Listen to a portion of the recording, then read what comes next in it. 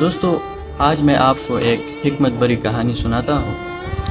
پرانے زمانے میں ایک بادشاہ ہوا کرتا تھا۔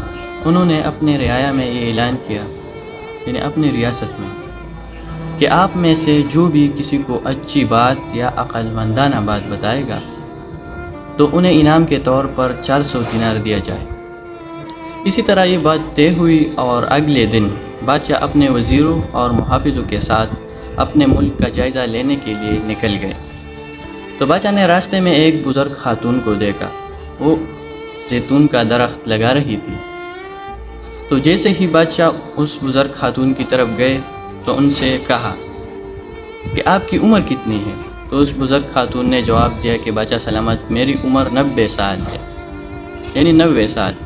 تو بادشاہ حیران ہوا اور کہنے لگا کہ آپ کی عمر تو گزر گئی، اور زیتون کا درخت کئی سال بعد اس قابل ہو جاتا ہے کہ وہ پھل دے۔ تو اس کا مقصد یہ تھا کہ اس کا پھل تو آپ نہیں کھا سکیں گے۔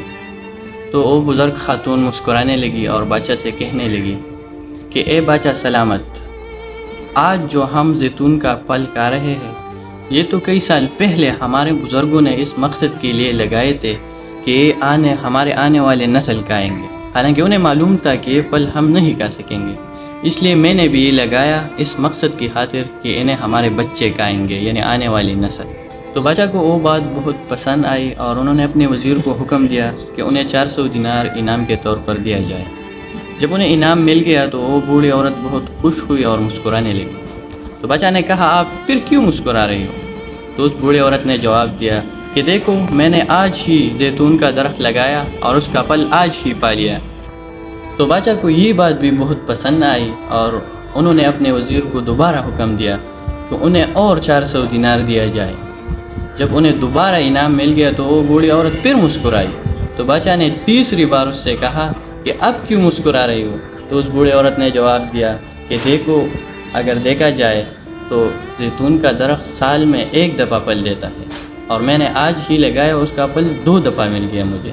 تو بادشاہ کو اس بزرگ خاتون کی یہ بات بھی بہت اچھی لگی اور انہیں تیسری دفعہ 400 دینار انعام کے طور پر دیا گیا، اور بادشاہ وہاں سے جلدی روانہ ہوئے۔ جب وہ روانہ ہوئے تو وزیر نے راستے میں ان سے عرض کیا کہ بادشاہ سلامت، آپ کیوں وہاں سے نکل گئے، حالانکہ آپ تو وہاں بہت خوش تھے؟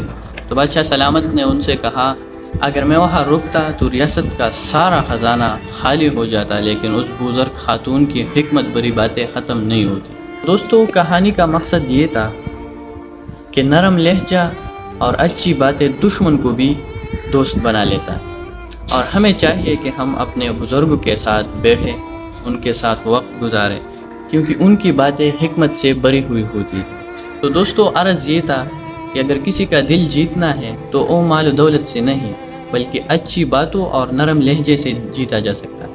تو دوستو، اگر ویڈیو اچھی لگی تو انہیں اپنے دوستوں کے ساتھ ضرور شیئر کیجیے گا۔ بہت شکریہ۔